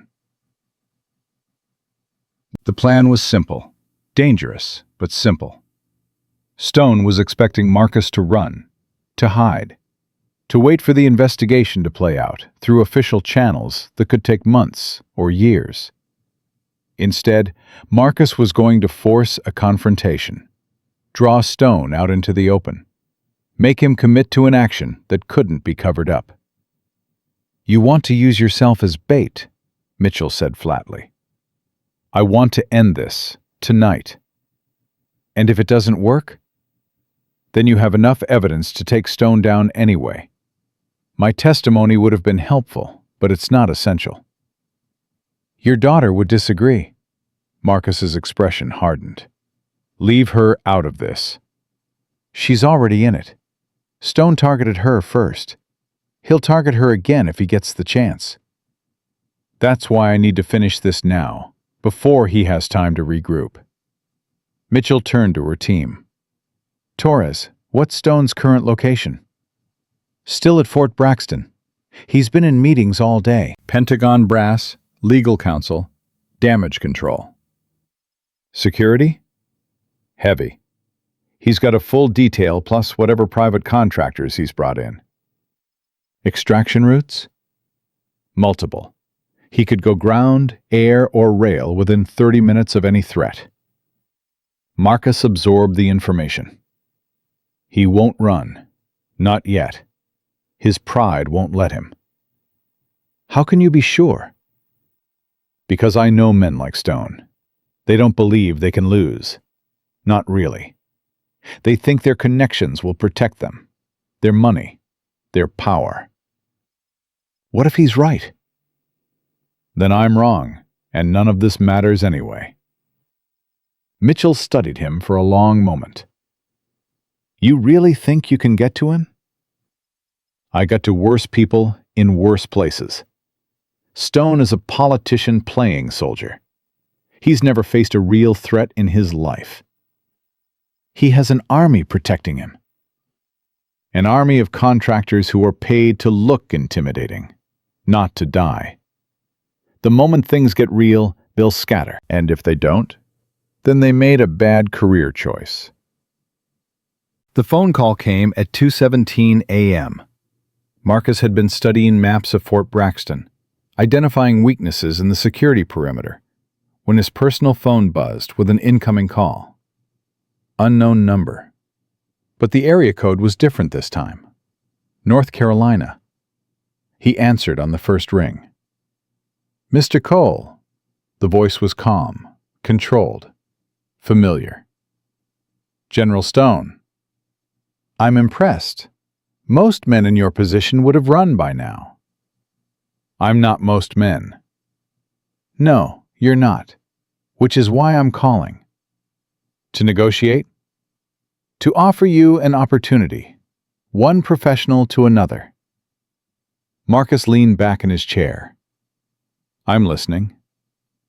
I know what you have. I know what you're planning to do with it. And I know that if you go through with this, a lot of people are going to get hurt. People have already been hurt. 12 men in 2005. My wife 3 years ago. My daughter this afternoon.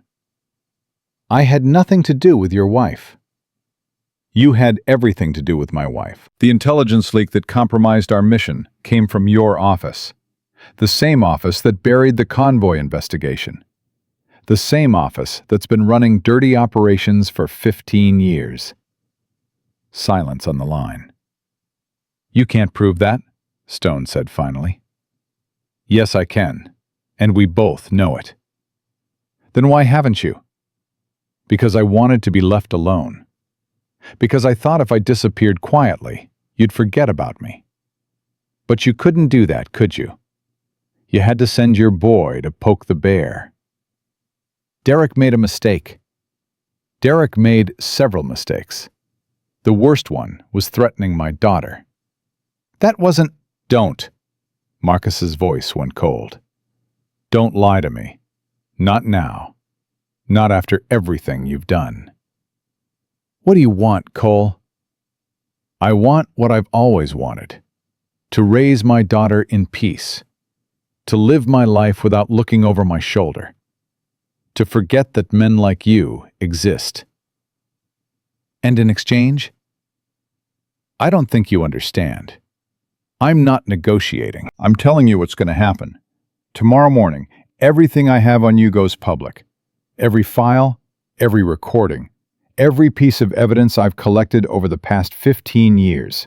You'll destroy yourself in the process. Maybe, but I'll destroy you first. This doesn't have to end this way. You made sure it did the moment you targeted my daughter. Cole, we're done talking. Enjoy your last night of freedom. Marcus hung up before Stone could respond. You just declared war on a 2-star general, Mitchell said. He declared war on me first. I'm just accepting. He'll come for you now. No more proxies. No more contractors. He'll come himself. That's what I'm counting on. You have a death wish? I have a daughter, and I'll do whatever it takes to keep her safe. Mitchell shook her head. I've been in intelligence for 23 years. I've seen brave men, and I've seen crazy men. You're both. I've been called worse. What happens when Stone gets here? What's your actual plan? I make him confess. And if he doesn't? He will. How can you be sure? Because men like Stone think they're the smartest person in every room. They can't resist explaining themselves, justifying their actions, proving how right they were. That's a thin psychological profile to bet your life on. It's not thin. It's human nature. I've seen it 100 times in interrogation rooms. The guilty always want to talk. They want you to understand. They want validation. And you're going to give him that opportunity. I'm going to give him rope. What he does with it is his choice. They came at 4:47 a.m. Not through the front door, not with sirens and warrants and official protocols. They came through the back fence, through the shadows, through the places that security cameras didn't quite cover. Torres spotted them first. Movement, east perimeter, 6 contacts. Armed? Can't tell, they're staying low. Marcus was already moving. Wake Lily, get her to the basement. What about you? I'll handle this. Mitchell grabbed his arm. Marcus, you can't. I've handled worse. Just keep my daughter safe. He pulled free and headed for the back door. The first man came through the fence, expecting resistance. He didn't expect the resistance to be waiting in the darkness, silent and invisible, until a hand closed around his throat and his world went black. The second man saw his partner go down and reached for his radio. He was unconscious before his fingers touched the button. The third and fourth came together, covering each other's blind spots, moving with professional precision. But they were professionals who'd trained in controlled environments, against predictable opponents, following standard protocols. Marcus was none of those things. He took them both in 4 seconds. No sound, no wasted movement, just the precise application of violence, honed through decades of practice, in places that didn't exist on any map. 2 more left. He found them at the back fence, trying to cut through the chain link with bolt cutters. They heard him coming, heard the soft footfall in the grass, and spun with weapons raised. Don't, Marcus said quietly. Who the hell are you? Someone you don't want to fight. There's 2 of us. There were 6 of you. Now there's 2. Do the math. The men exchanged glances. One of them, the older one, the one with gray at his temples, made a decision. We're just hired muscle. Whatever's between you and Stone, it's not our fight. Then leave. What about our guys? They'll wake up with headaches. Nothing permanent. The older man lowered his weapon. You're him, aren't you?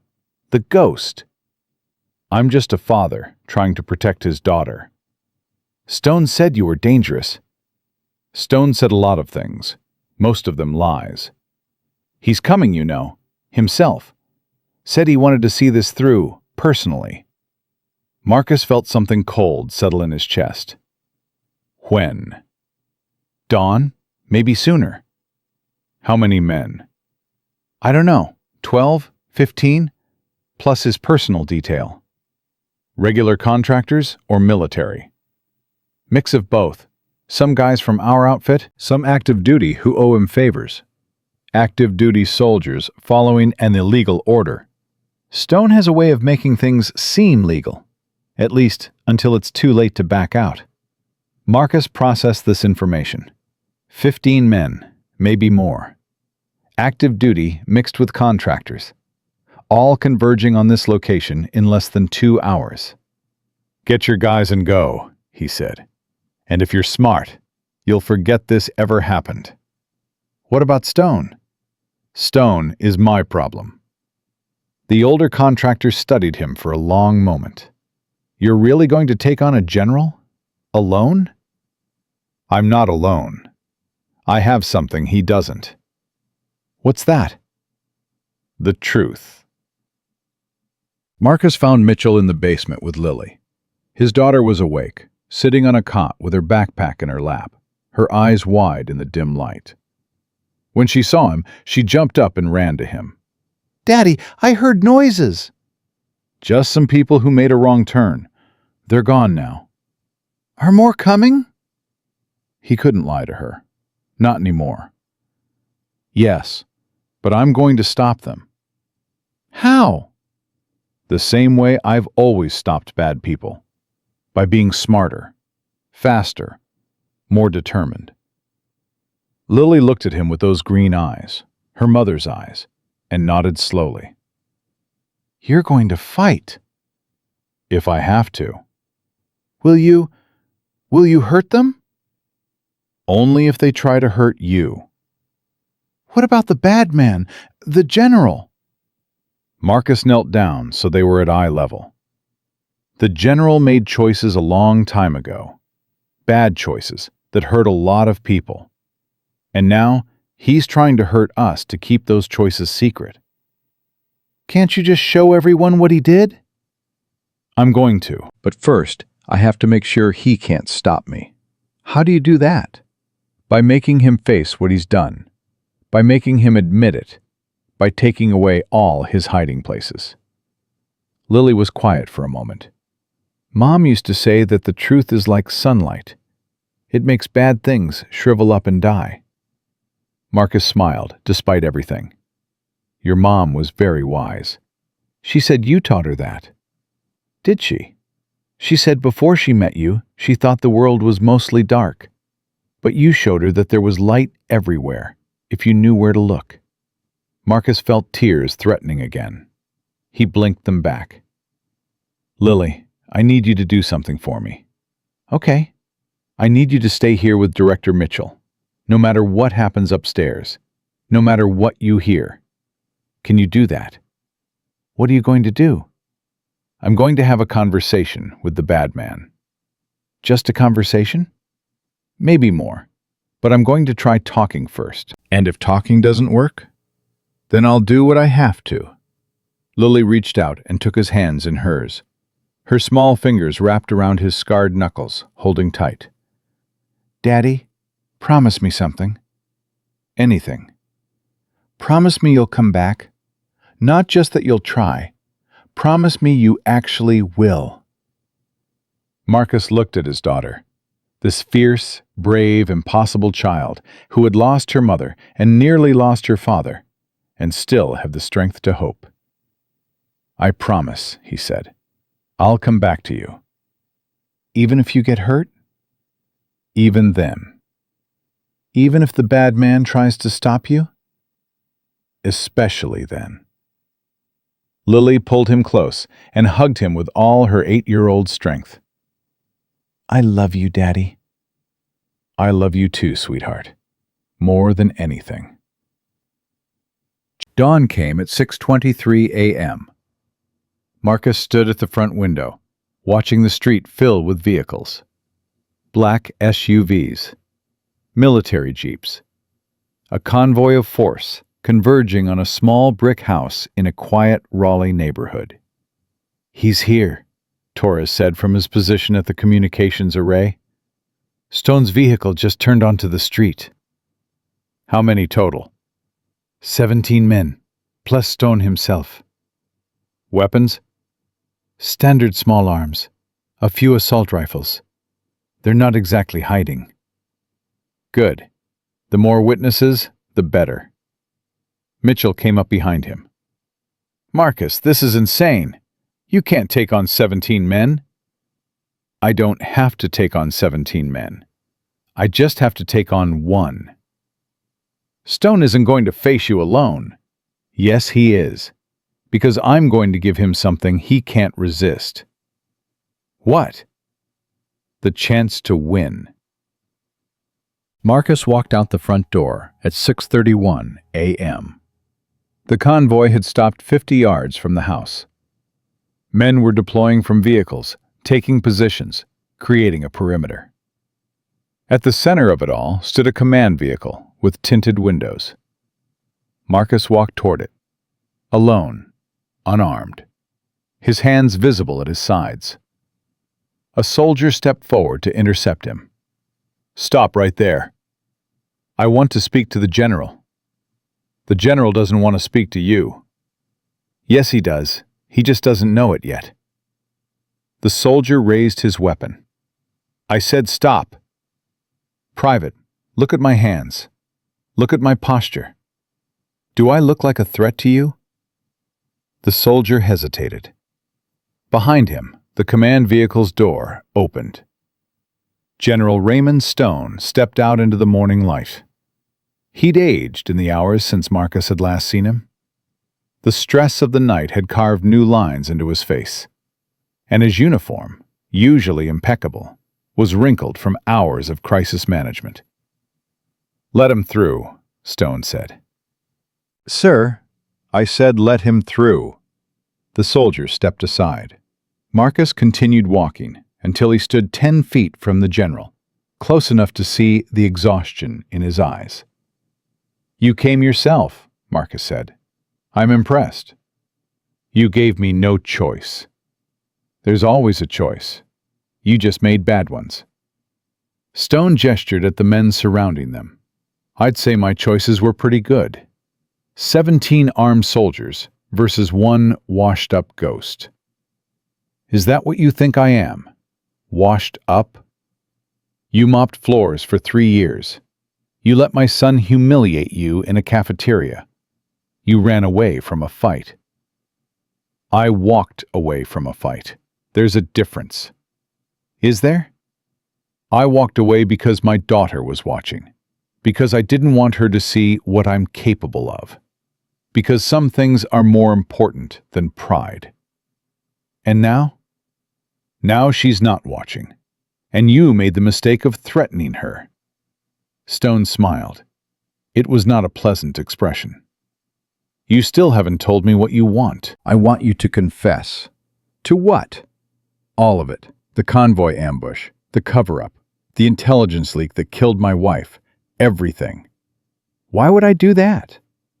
Because if you don't, I'll release the file anyway, and you'll spend the rest of your life in prison wondering how it all went wrong. And if I confess, then at least you'll have told the truth. At least the families of those 12 men will have answers. At least my daughter will know why her mother died." Stone laughed. "That's your leverage? The promise of a clear conscience?" "No. My leverage is this." Marcus reached slowly into his pocket and pulled out a small device, a recorder. He held it up so Stone could see. "This conversation is being transmitted, live, to every news network in the country, to the Pentagon, to the White House. Everything you say from this moment forward is on the record." Stone's face went pale. "You're bluffing." Am I? Marcus nodded toward the roof of the safe house, where Torres had positioned a satellite uplink. "Check with your communications people. They'll confirm." Stone's head whipped toward one of his men. "Verify that, now!" The soldier spoke into his radio. A moment later, his face went white. "Sir, he's telling the truth. There's a live feed going out. Multiple networks are already picking it up." Stone turned back to Marcus. For the first time, there was real fear in his eyes. "This doesn't change anything. Everything I did was sanctioned, approved at the highest levels." "Then you have nothing to hide." "I have plenty to hide, but not for the reasons you think." "Then tell me. Tell everyone. Tell the world why 12 men had to die. Why my wife had to die. Why you sent men to threaten my daughter." Stone's jaw tightened. His hands clenched into fists. "You want the truth? Fine. The truth is that those 12 men were going to expose a weapons program that could have won us the war in Afghanistan. A program that certain people in Washington decided was too dangerous to acknowledge publicly." "What kind of program?" "The kind that doesn't exist. The kind that never existed. The kind that requires certain sacrifices to protect. You're talking about black ops. I'm talking about survival. National survival. The things we do in the shadows so that everyone else can sleep safely in the light. Those men were your own soldiers. Those men were a liability. They knew too much. They were going to talk. So you killed them. I eliminated a threat. Just like you eliminated threats for 15 years. Don't pretend you're any different. Marcus felt something cold settle in his chest. I am different. I followed orders. You gave them. Orders that came from above me. From people whose names you'll never know. I don't care about names. I care about justice. Justice. Stone spat the word like a curse. There is no justice. There's only power. Who has it? Who doesn't? I have it. You don't. Look around you, General. You're surrounded by armed men, but they're hearing every word you say. They're watching you confess to murder on live television.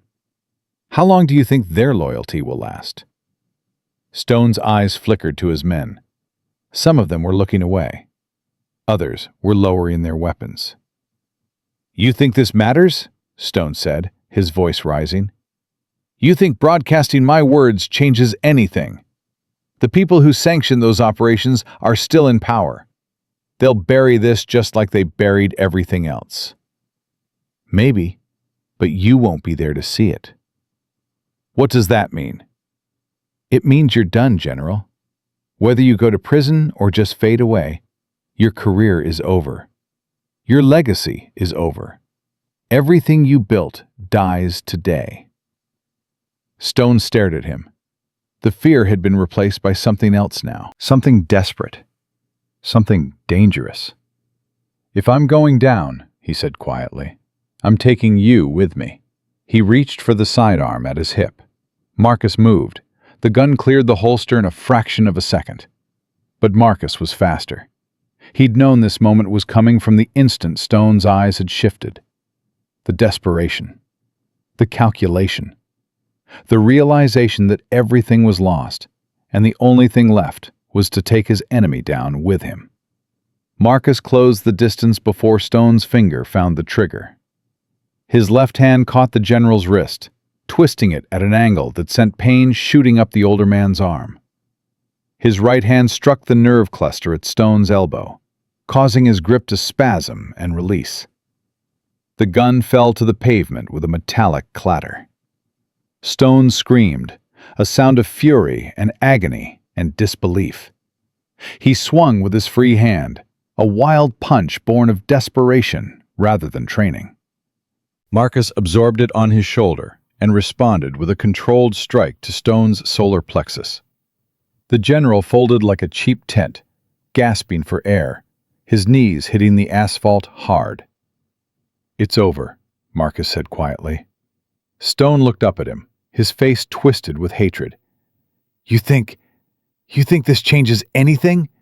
The people above me, they'll never let this stand. Maybe, but they'll have to do it without you. Around them, the soldiers stood frozen. They'd watched their commanding general draw a weapon on an unarmed man. They'd heard him confess to murder on live television. And now, they'd seen him taken down in 3 seconds by someone they'd been told was just a janitor. Nobody moved to help him.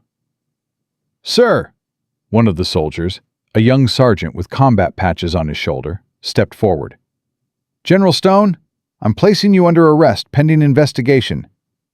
You can't arrest me. I outrank you. Article 94, sir. Mutiny and sedition. Article 118. Murder. You confessed on camera. I have a duty to act. Stone struggled to his feet, still clutching his injured arm. This is treason. All of you. You're all traitors. No, sir. The sergeant's voice was steady. Treason is what you did. We're just following the oath we swore. 2 more soldiers moved forward, one on each side of Stone. They weren't rough, but they weren't gentle either. They secured his hands behind his back with zip ties and began leading him toward one of the vehicles. Stone twisted to look back at Marcus. "This isn't over, Cole. You hear me? This will never be over." "Yes, it is," Marcus replied. "You just don't know it yet." The next 3 hours were chaos. Military police arrived first, followed by FBI agents, then representatives from the Pentagon. News helicopters circled overhead, their cameras capturing every moment of the unfolding drama.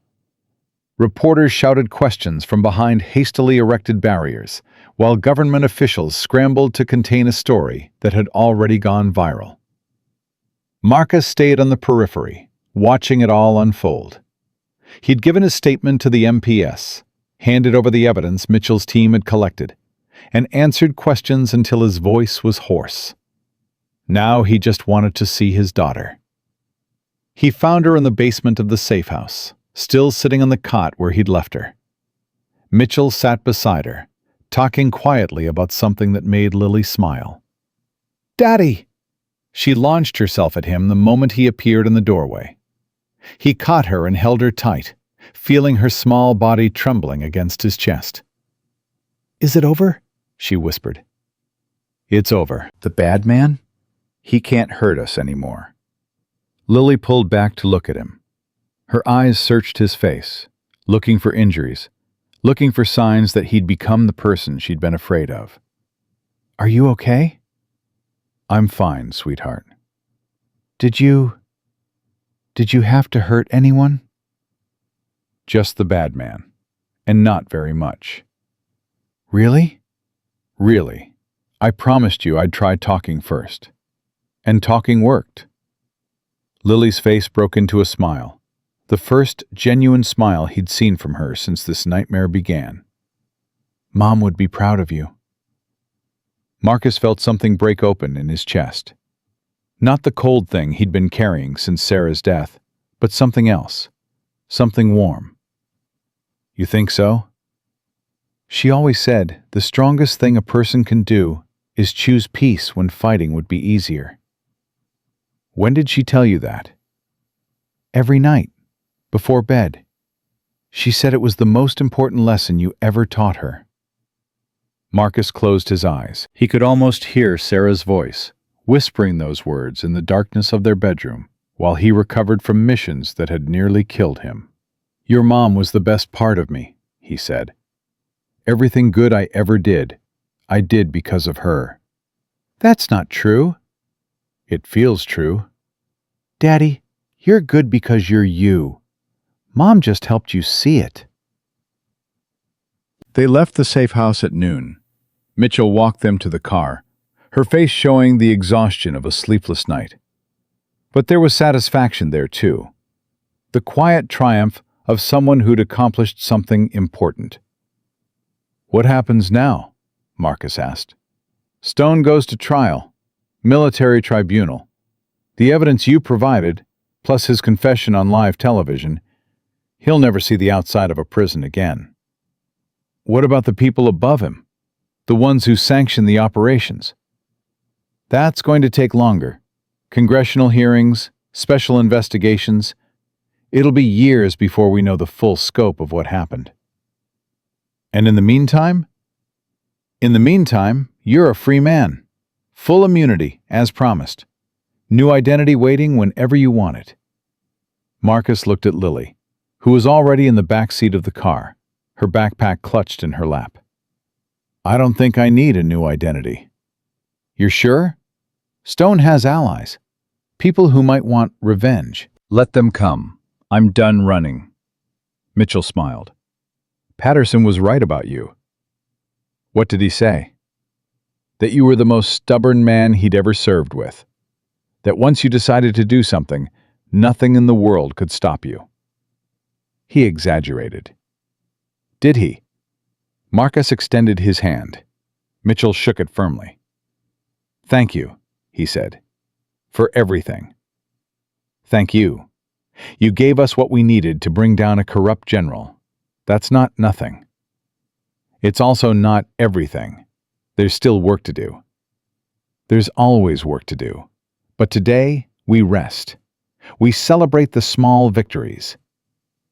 Is this a small victory? It's the beginning of a big one. They drove back to Fort Braxton that afternoon.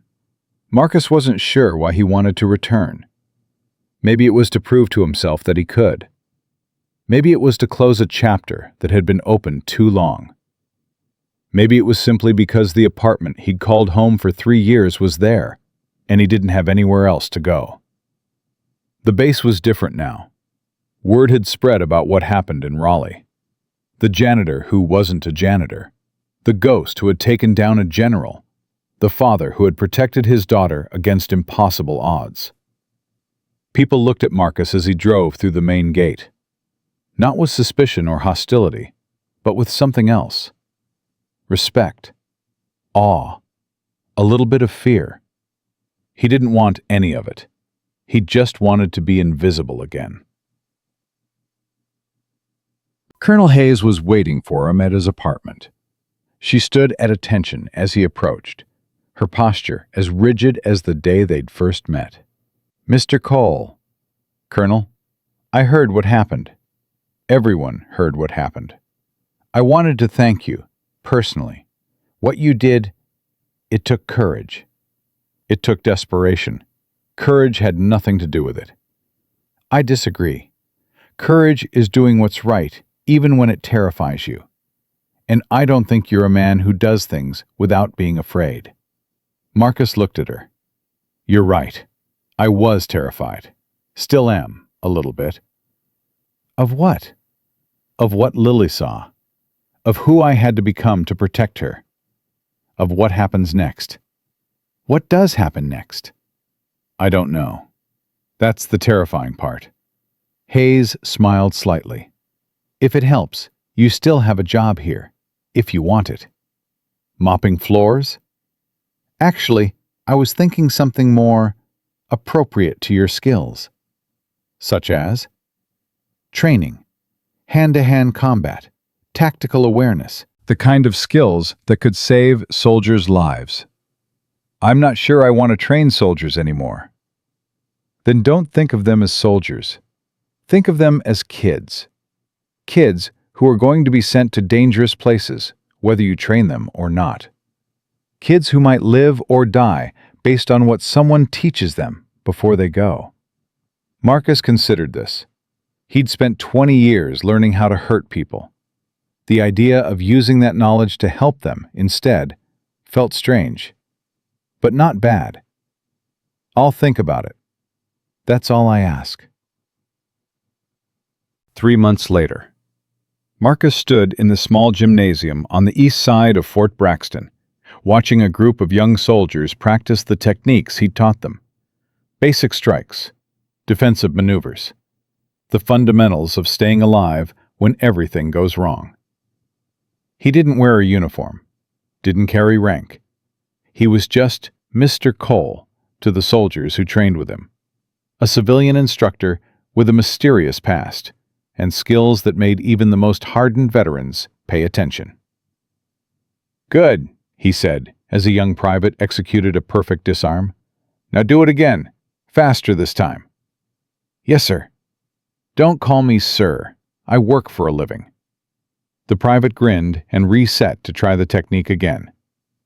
In the 3 months since Stone's arrest, a lot had changed.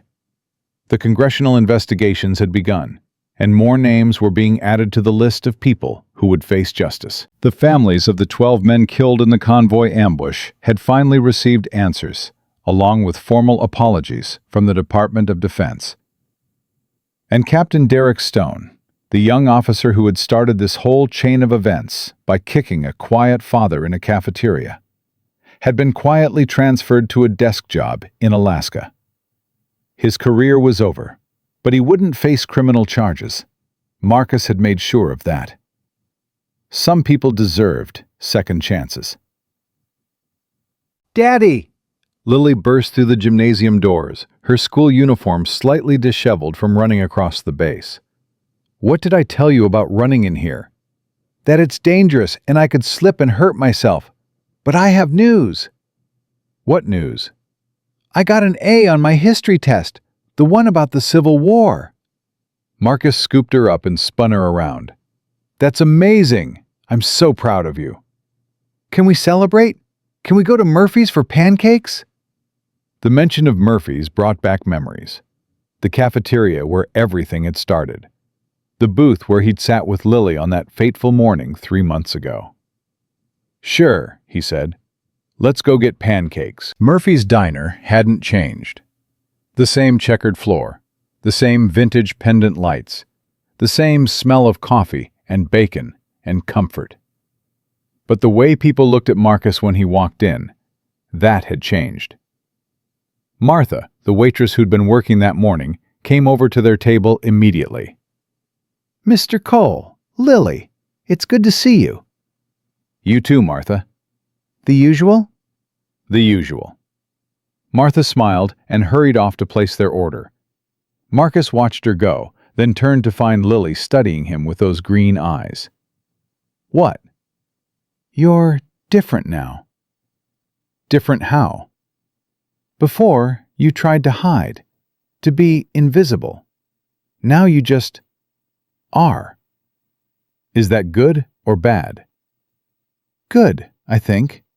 You seem happier." "Do I?" "Yeah, like you're not carrying something heavy anymore." Marcus reached across the table and took her hand. "I'm still carrying it. I'll always carry it. But it doesn't feel as heavy anymore." "Because of what happened?"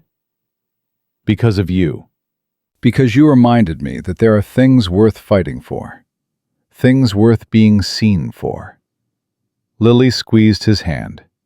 "Mom would say you're being too dramatic." "Mom would be right." "She usually was." They sat in comfortable silence for a moment, watching the morning crowd filter in and out. Normal people living normal lives. The kind of life Marcus had thought he wanted. Now he knew better. He didn't want a normal life. He wanted a meaningful one. One where he could protect the people he loved without hiding from the world. One where his skills could be used to help instead of hurt.